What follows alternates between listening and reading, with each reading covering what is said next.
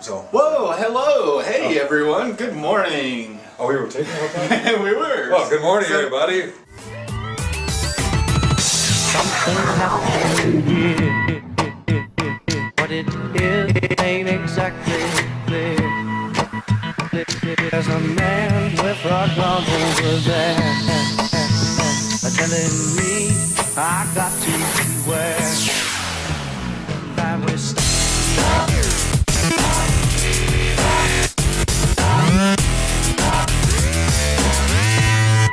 What's that sound?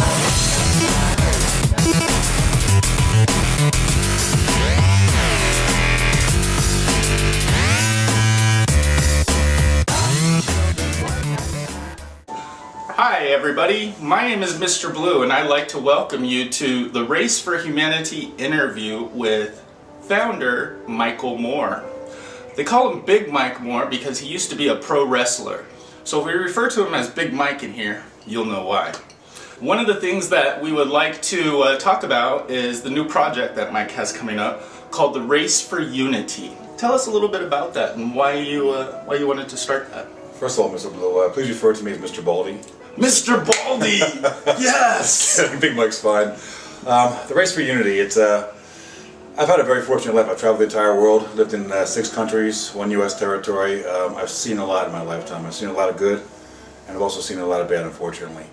Throughout my entire life, I've done everything from being an electrician at a mine, to being a pro wrestler, to being a firefighter, a bush firefighter in Australia. And everything that I did just didn't resonate with me. It just felt like there was something more. I should be doing something more.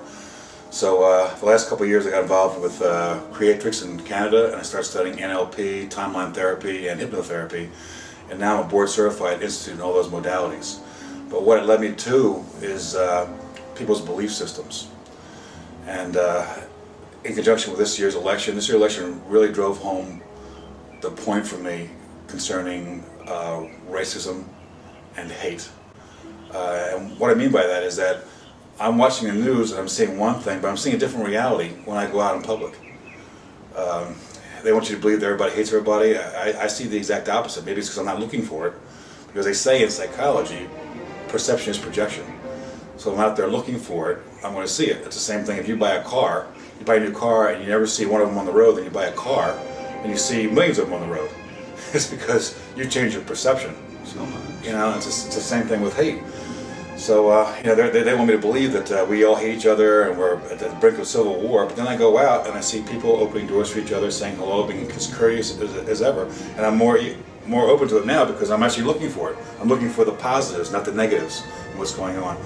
So this led me to, what do I really want to do? What was my higher calling? What was I missing from all these vocations I had in the past? And I just realized that I want to reach out, I want to touch as many people as I can, and I want to help those people.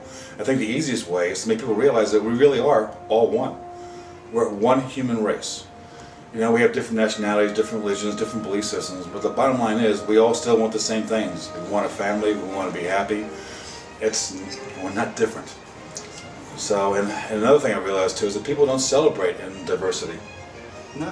I mean, we have Black History Month and stuff like that, but nothing where it's really celebrating all of the cultures, it feels like. Is that kind of what you're saying? Yeah, I don't really believe in singling out any one group. I think that in itself is wrong. To give you an example, I live in a very diverse neighborhood, as you well know. You know, but I enjoy the diversity. I enjoy hearing different languages. Maybe it's because I travel a lot. I enjoy smelling different foods, seeing people dress differently, and people with different thoughts. Can you imagine how boring life would be if you went out there and everybody had the same belief system as you? Everybody drove the same cars you, wore the same clothes that you wore, spoke the same language. Can you imagine how boring that would be? You know, I'm kind of glad that you say that because in my experience with people that I've worked with a lot of public speakers who have gone out overseas and who have seen many different cultural diversities and are really enriched with the different things that are happening in the world. And with us here, if we haven't left the United States, we take a lot of things for granted. I mean, places that they have visited was like Nigeria and Africa, and I've seen people do retreats and stuff. And when you see how other people live, you start to live in a state of gratitude and positivity, and you see your surroundings and the people around you differently. You may be a product of your environment, but your perception of your environment can change, and you have the choice in order to do that. What do you think?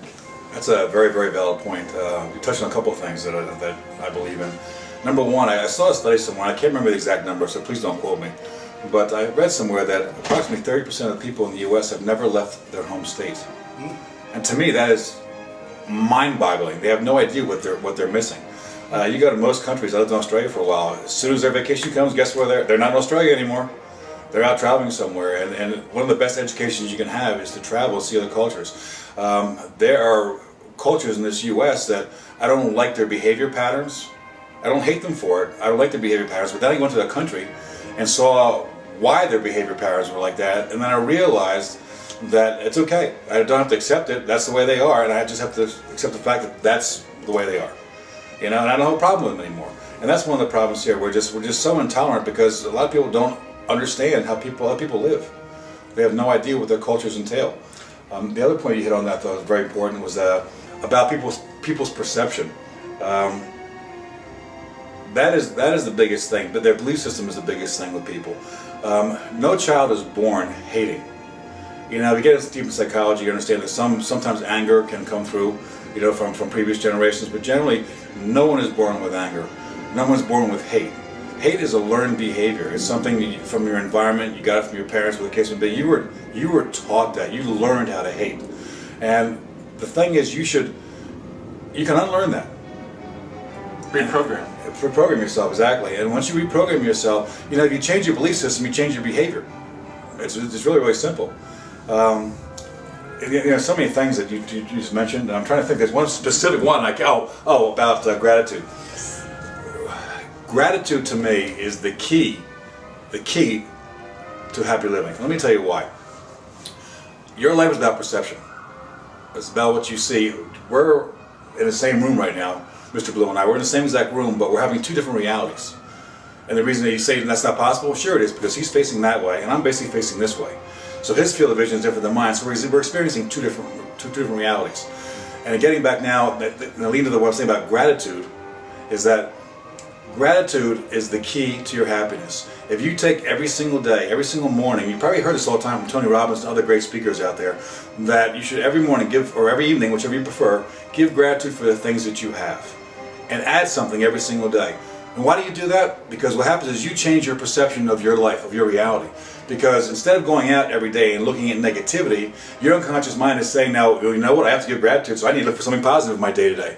So what happens is, as you do that every day, you start giving gratitude, you start looking for the positives in your life, and you totally change your belief system, your perception of your life.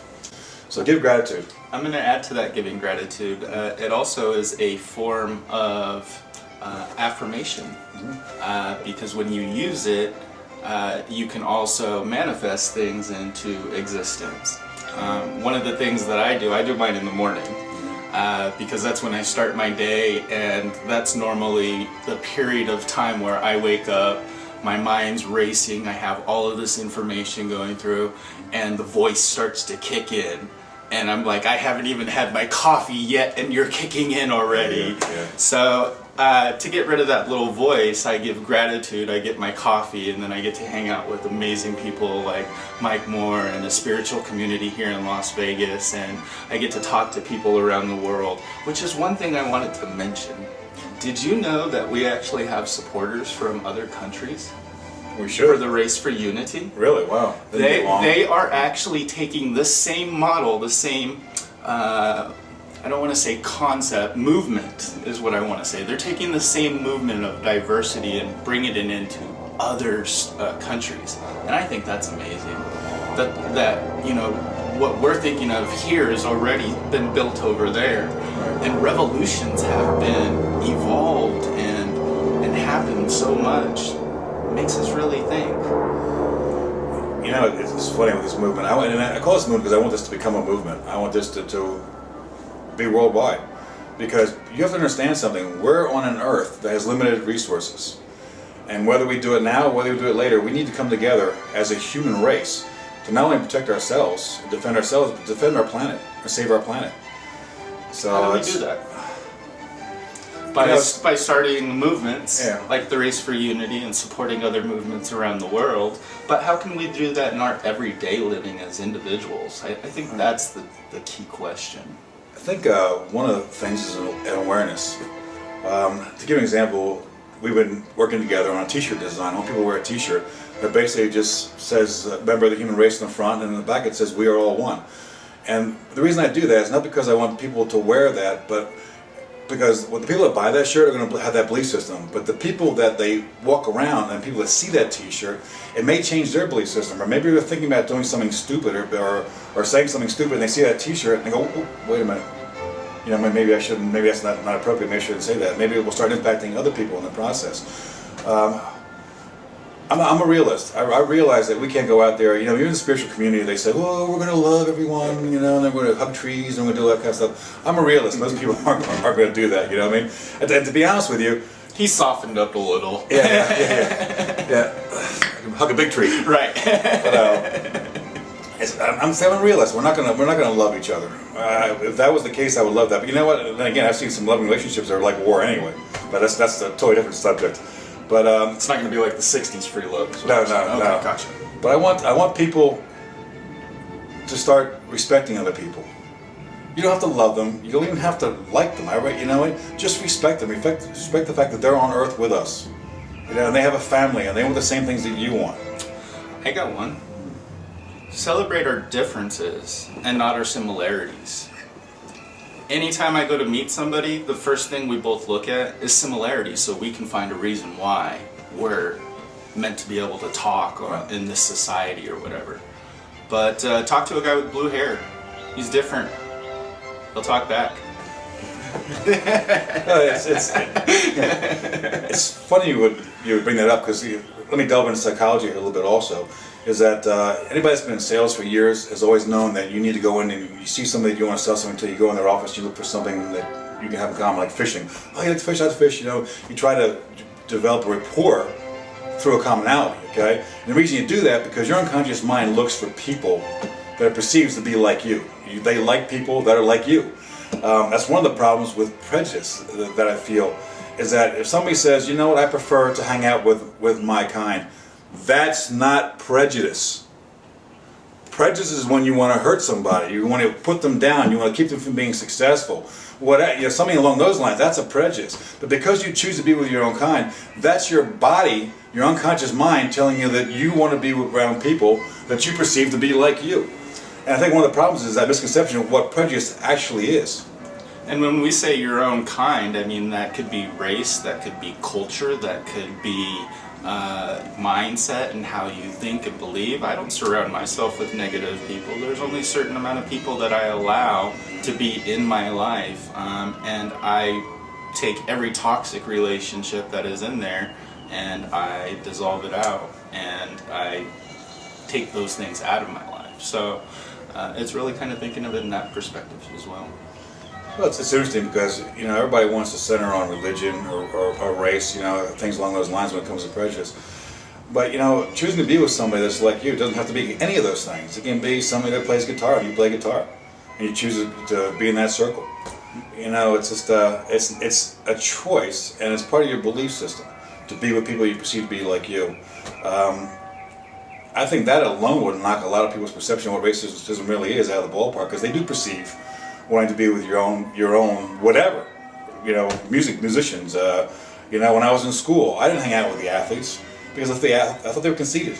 I didn't like the way they talked to other people. I hung out with what you guys call now the nerds.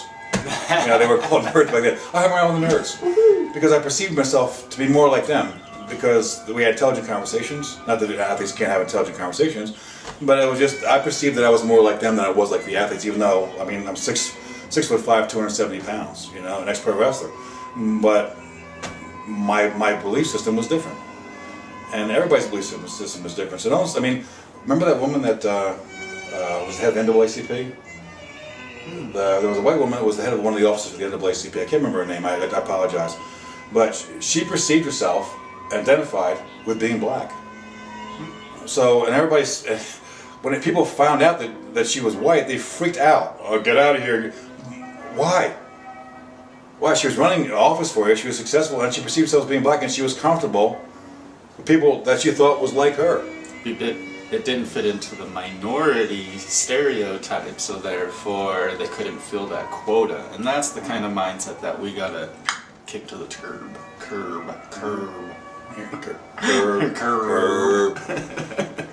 And this is coffee, by the way. It's not alcohol, so. Yes, I got No, mine no, over here too. no Let me hide the label so you guys don't know where it came from.